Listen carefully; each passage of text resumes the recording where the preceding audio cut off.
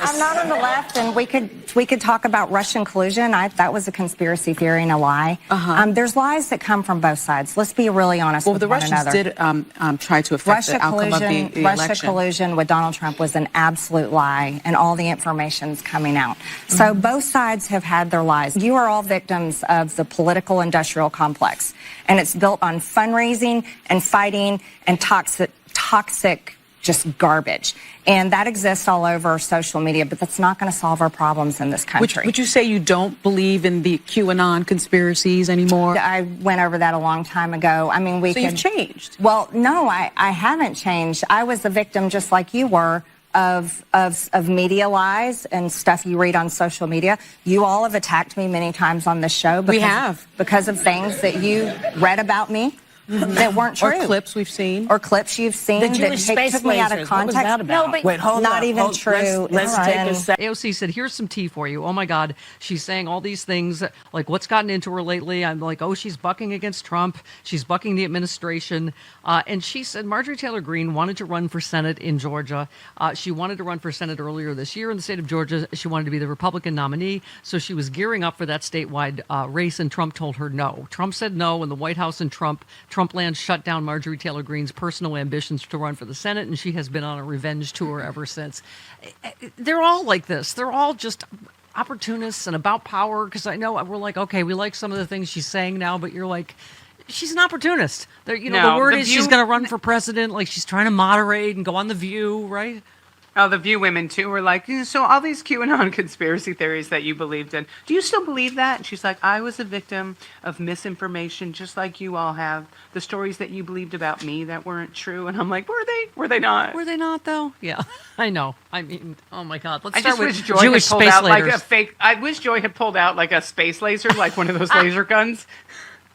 I have my Jewish space laser here. I just wanted to talk about this one specifically. Here's some tea for you. Marjorie Taylor Greene wanted to run for Senate in Georgia.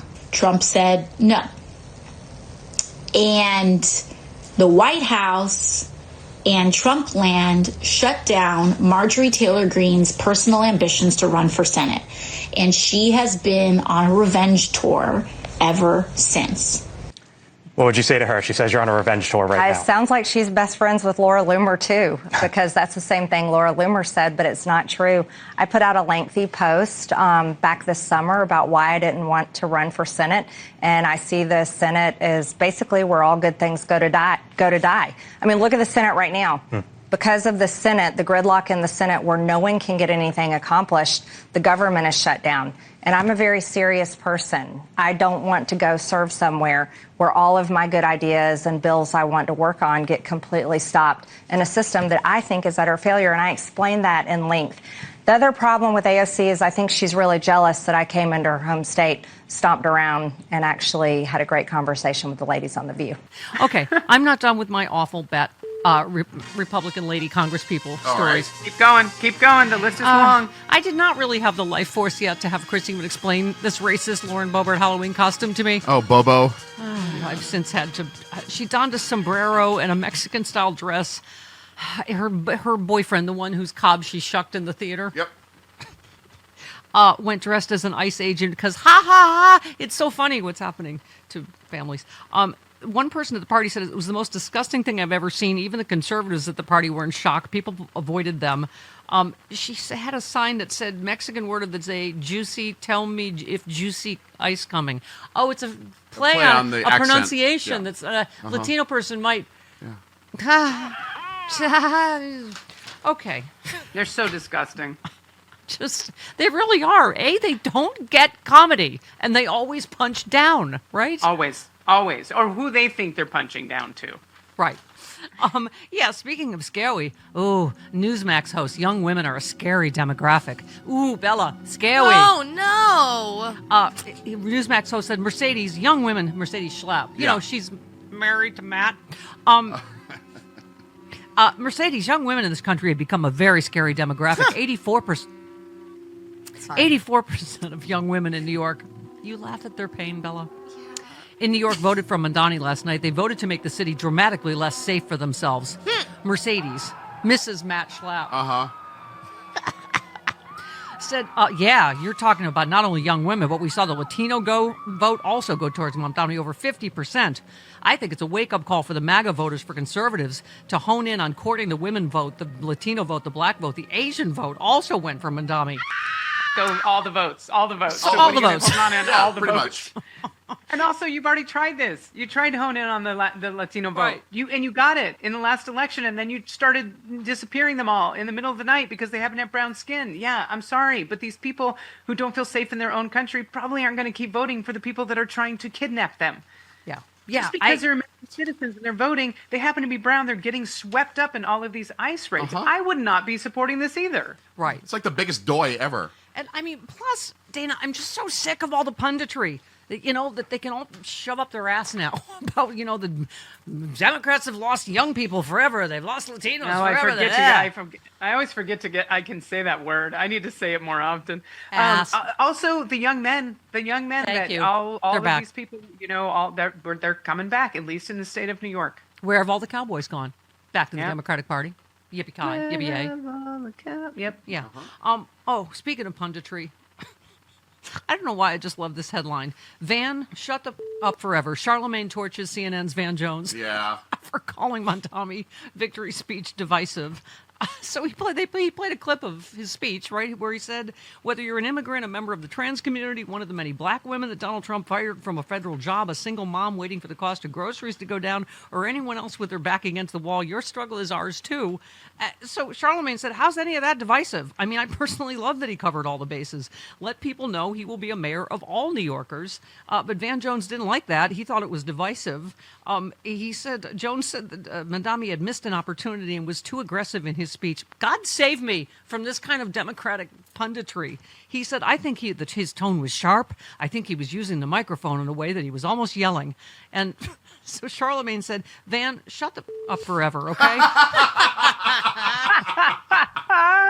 He said there was no opportunity missed. The man just won. He just won, and you won. You're going to celebrate. You're going to talk loud. What do you mean he wasn't warm enough? He took a victory lap, and he deserved to take a victory lap because he won. I just don't understand in the era of Trump, we're still telling people how to talk, how the language of politics is dead, and Donald Trump killed it. And you can really, when you really can talk that talk, after you win, right? He's also not giving a speech to 3,000 80-year-old mammies and pappies who are like, the music's too loud. Turn down the music. These are the youth of America that voted for them. Right. There was a party. He was excited. Yeah. He was, and I say this because he would say this too, he was not on the political stage a year ago. No one knew who Mamdani was. He just won the biggest mayorship in the country. Yeah. I would be yelling into the microphone too. Well, I might wake up the next day and be like, I don't remember anything I just said.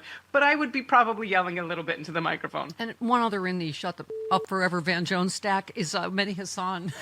Remembered, I was thinking of this too. He said, remember when Trump gave that speech in Congress, Van Jones went on CNN and said, tonight he became president of the United States.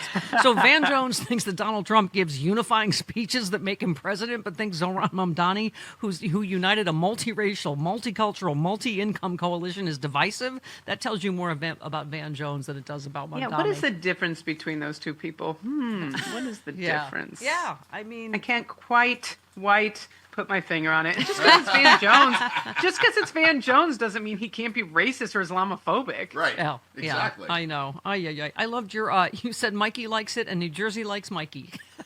Come on, you went there. That was good. Funny. That was funny. Yeah. They like it. Yeah, Mikey likes it. Only a certain demographic. Bella's like, I don't know what the hell Dana's talking about. Only a certain people of a certain age would know the Mikey likes it commercials. People in the Like 70s the and life- early 80s. Life cereal. Yeah. Hey, Mikey, he likes it. No, yeah, not ringing a bell. Okay. Sorry. Yes. I was telling a friend yesterday how I have to do my regular show, and then I have to do a whole Cliff Notes for Bella. Yes. I have to stop after every reference and explain it, which it works because that's how she's pulling in our Gen Z Hey, audience. Because there's a absolutely. primer now. I am the community note for my own ancient And you're a reference. baddie with Riz. Yeah. Yes. Uh-huh. And I'm Aura. also one text away from asking Bella to help me with my TikTok. So Oh, there's please. that. I have no idea what I'm doing. Dami's TikTokery, as we call it. As the youngs call it.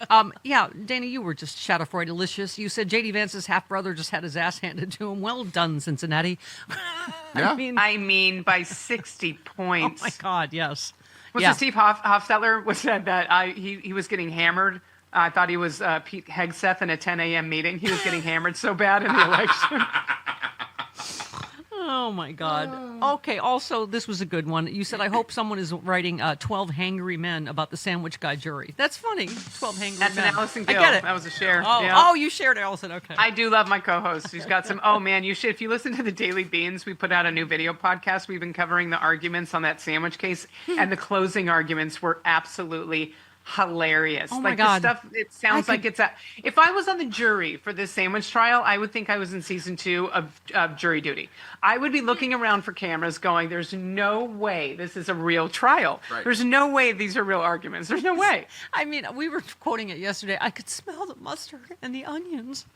Yeah. It's just, I mean, It hit and me he's in the wearing a chest. bulletproof vest. And I felt it in through my bulletproof vest. It exploded in my chest. And there's a video of the sandwich fully intact. It's coming out the bottom of the left side. Can't you see it?